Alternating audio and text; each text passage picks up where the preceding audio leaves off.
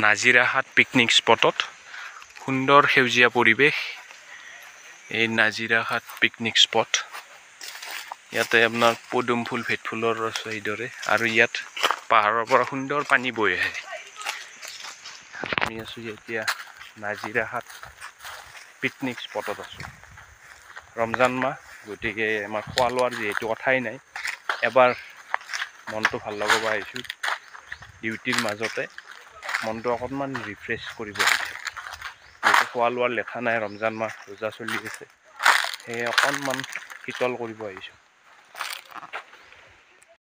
Picnic স্পটৰ এয়া পানী নিজৰা, এইটো নাজিৰাহাট পিকনিক স্পটৰ নিজৰা এইটো, আৰু পাহাৰৰ পৰা এইদৰে পৰিষ্কাৰ পানী বৈ আহিছে।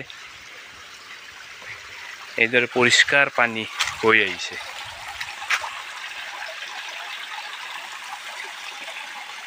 মই আপোনালোক দেখুৱাবলৈ চেষ্টা কৰিছোঁ।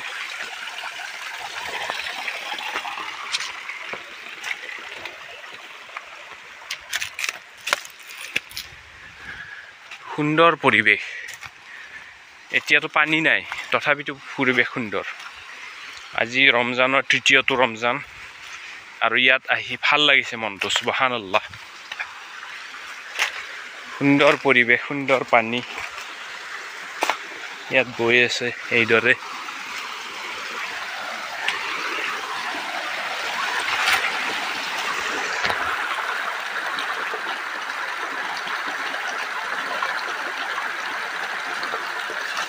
आप ले लीजिए, वीडियो बनाओ।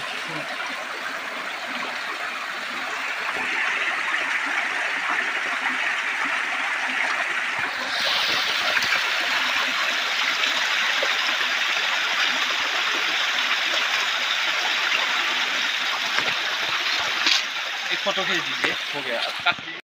नाजिराहाट पिकनिक स्पट और पिकनिक स्पटत এইদৰে আপোনাৰ নিজৰা বৈ আছে। সুন্দৰ পানী নিজৰাৰ, মলমলীয়া পানী, সুন্দৰ পানী।